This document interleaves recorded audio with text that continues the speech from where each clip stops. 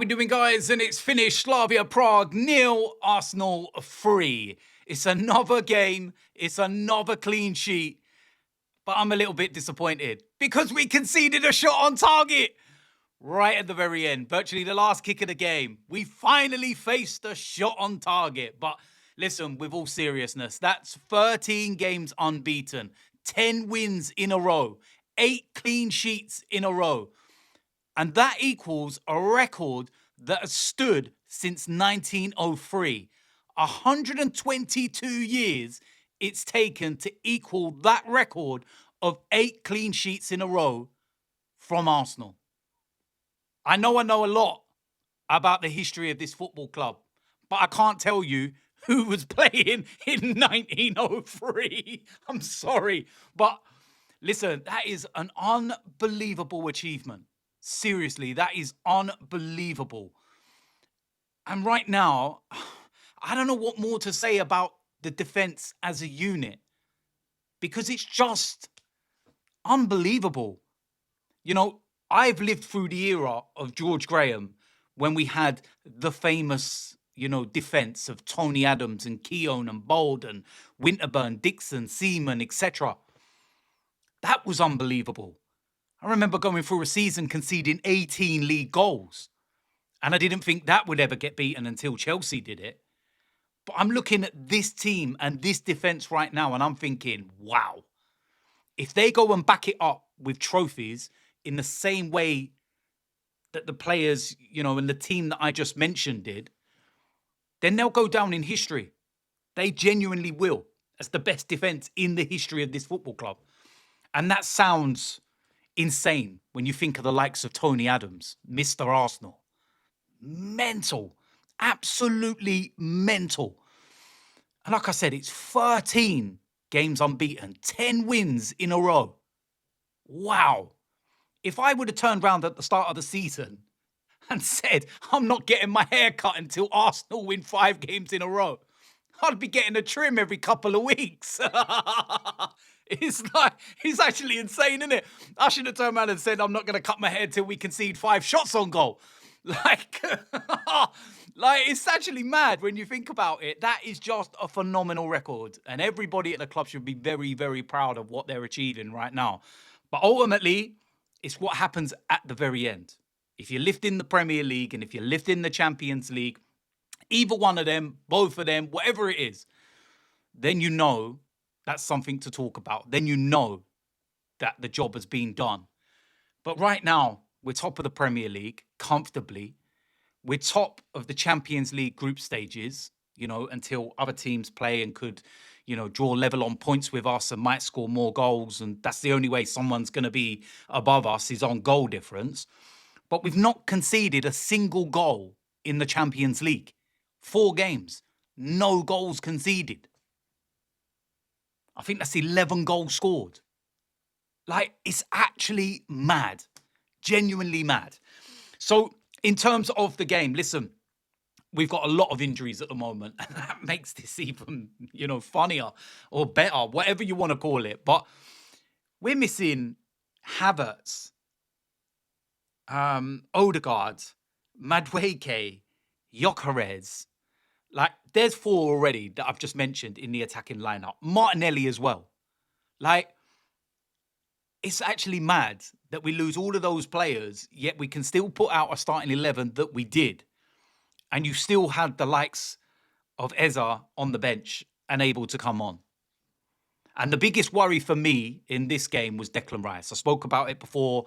Don't get suspended. Don't get a yellow card because, you missed a Bayern Munich game. And I said it. I thought he would be sensible if he did play. And you could see within his game, he was not taking a single risk. And the other thing that I did say as well is that European referees love throwing around a yellow card. This referee was pulling the cards out left, right, and centre. And I think just before Declan Rice got substituted, Mikel Arteta's probably looking and thinking the same thing that every single Arsenal fan is thinking when the referees go in, yellow card, and it's getting a bit edgy and Slavia Prague players are losing their head a bit. Get Declan Rice off. do not take that risk, especially when, you know, the game is done and dusted. And that's exactly what he did. So we don't have to worry about that one in that respect now. But yeah, it's just, you know, Mikel Moreno, for his limitations in terms of the way he doesn't occupy defenders like Victor Gyökeres does, in and around the 18-yard box, it's just actually mental how good he is in front of goal. And if you supply him and give him the service in and around the box, he'll score. I'm not exaggerating when I say this, but not Victor Gyökeres, but I mean, Mikel Moreno is a better striker than a lot of strikers who have spent their whole entire life as strikers. Like, he's completely different to Victor Gyökeres, and we miss him badly. You know, Mikel Moreno scoring goals is great and everything, but we miss Victor Gyökeres badly. And it doesn't look like he's going to be back for the weekend. And it looks like it's touch and go for after the international break when we play Spurs and Bayern Munich and Chelsea. But it's a big miss. But like I said, Mikel Moreno in and around the box, he's unbelievable. It's inevitable. Declan Rice with another assist, 2 open play goals.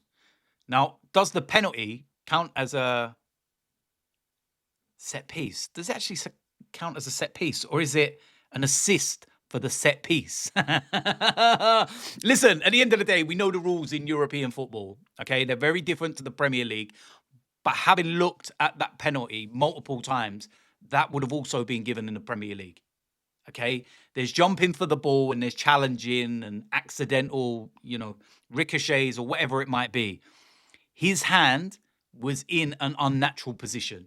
Your hand doesn't need to be up here. The moment you put your hand up where your head is, right, you're asking for trouble. And in Europe, even more so. So it's the right call. But like I said, I've looked at it, and there's some in Europe where you look at and you go, that don't get given in the Premier League. But that one does. 100% that gets given in the Premier League. And I think the closest we came to, you know, possibly conceding a goal was we gave a penalty away ourselves. But then it was overruled by VAR. And the referee was big enough to go over, look at it, realise he'd made a mistake, and overturned it. And that was right at the end. And at the end of the day, it was never a penalty. Not in a million years was that a penalty. But yeah, I thought the referee was all right, to be fair. I thought he was good. I thought there was some really weird moments. Norgard winning the ball and being stamped on and then getting a yellow card and giving a free kick away was a weird one. But I think overall, the referee was quite decent. And, you know, it was one of them games where the Slavia Prague players were really on top of him and really trying to get into his face and, you know, persuade him to make certain decisions, shall we say. And he wasn't falling for it at all. So fair play to him. A couple of little moments, like I said, where, you know, can't be perfect. But overall, I thought he was all right. I thought he was, you know, pretty fair, to be honest with you. And that's nice to see that you have a game where you're not really talking about the referee other than in a positive light. You know what I mean? So, yeah, listen, Bukayo Saka gets a penalty, scores that. Like I said, Mikel Moreno gets a couple of goals. Trossard gets assist. I believe that's his 7th goal involvement in 13 games now. So he's producing, and that's the reason why he's starting games and everything. Like I said, Declan Rice with another assist. That's just ridiculous. But the record of the defence is just phenomenal, isn't it? And it's 3-0. And it's, listen, it was a pretty straightforward game, to be honest. And it kind of panned out how I thought it would. Slavia Prague opening 20 minutes, came out of the traps, really fired up, really aggressive, tried to press high. And we kind of weathered that without any real, you know, problems on our goal because they didn't have any shots on target. But after that, we took control. And, you know, you get that first goal, it just settles things down a little bit more. And again, it's that scenario right now where we score and you can see the life drain out of teams. Fans, players, everybody, they're looking like, oh, how are we going to get back into this game? How are we going to score against them? To even draw the game, how are we going to score? We're not going to score 2 and win the game. You know, we've not conceded 2 goals all season. And I think we played 15, 16 games now, whatever it is, without looking. Like, that's a mental statistic. 3 goals all season conceded.